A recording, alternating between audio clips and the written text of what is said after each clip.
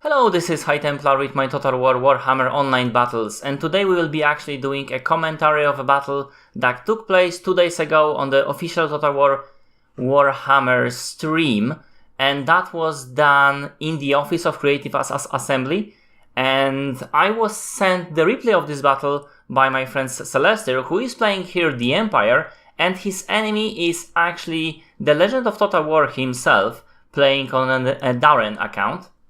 Darren from Creative Assembly. If you don't know him, he's very engaged with the community. So let's just see that. On the Empire side, we have the General of the Empire, the Amber Wizard, and the Captain of the Empire. Also the Warrior Priest. I do like this build a lot. On the left flank we have Demigryph Knights, without halberds obviously. And then we have Great Swords, from what I can see, 4 of them.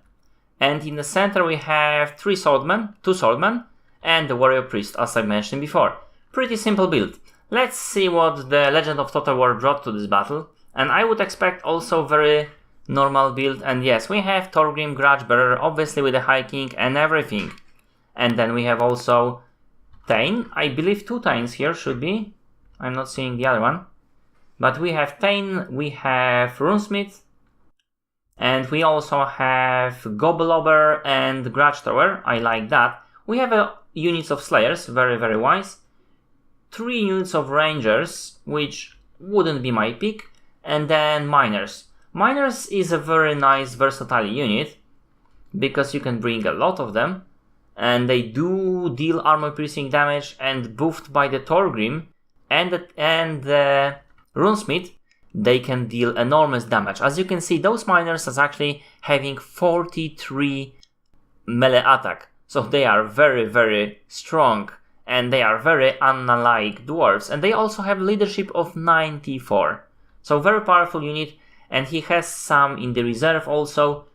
I assume for flanking and for defense for those Grudge Throwers and Rangers. So let's just see how this battle will progress. We already have Goblobber and Grudge Throwers attacking. And let's see this. We have a closing of the formation from the right by the Legend, and he is putting his Rangers here to defend. And Celestyr is trying to outflank him totally. There are some Grudge Throwers dealing a lot of damage on those Great Swords. Very nice play on the Legend of Total War side. And now we have flying units here baiting some fire from the Rangers, but taking very little damage. This is very nice that they are doing it, although they are doing it pretty prematurely, because they should be taking that fire before their guys hit. And we also have Demigryph Knights flanking from behind. They are focusing on the Empire Captain, which is a bad choice. They should be focusing on Amber Wizard. Amber Wizard would be pretty devastating.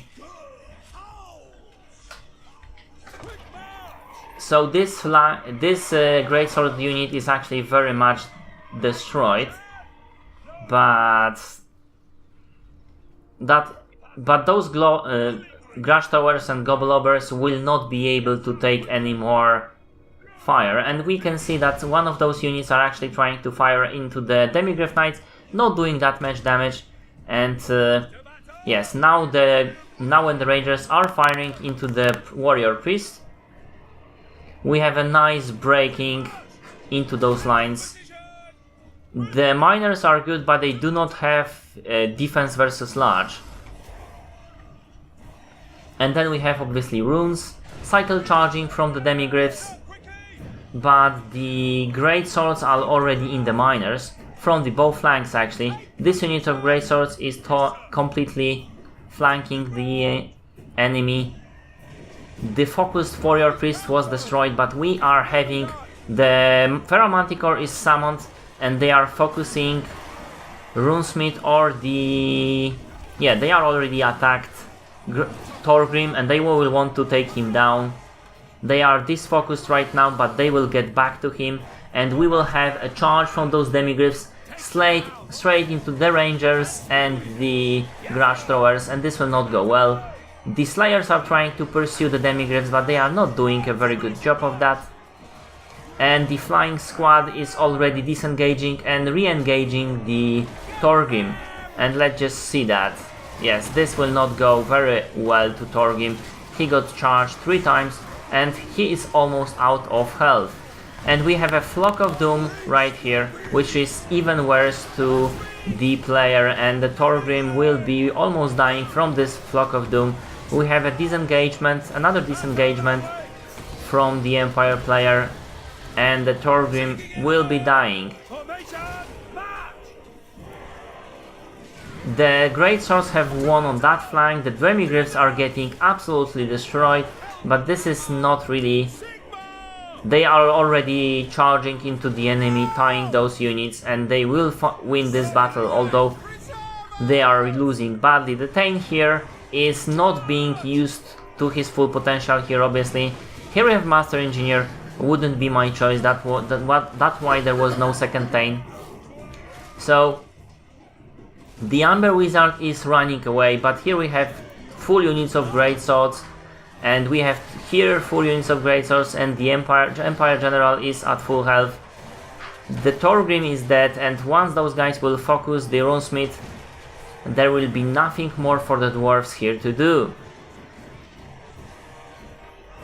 Those guys are stuck here, the Demigryphs, they should be disengaging.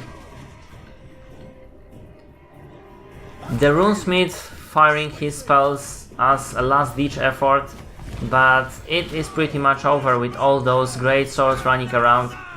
And I believe there will be another charge attack on the Runesmith himself, and it is. Sent him flying and lying down on his knees. Still have 1200 health, but the Demigryphs are getting him, and the Manticore is getting him. He will not survive the winter. And here we have Thane that is not being used correctly, and he is being charged by the Great Swords. This is very, very bad for him. This battle is practically over right now. The Master Engineer is not very well used, and this is a close victory.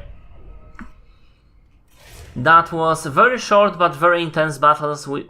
We have few kills from the Demigryphs Knights, but they were crucial to breaking those lines, and very nice kills on the Great Swords, even on the unit that was at the beginning of the battle destroyed to half of the ranks. And we only have very few kills on the Grudge Throwers, and all those kills are on Great Swords. We have Master Engineers sniping the enemies from afar, and some Slayers doing some damage, mostly to the Demigryphs, so this is actually pretty nice kills, but very few kills on the Rangers, and not enough kills on the Miners to do this job. The Warrior Priest was focused at the beginning, the Empire Captain, Amber Wizard, and the General of the Empire were all focusing the Lords, so there won't be many kills on those guys. The Swordman really died quickly to the Miners, but the Great Swords carried this battle.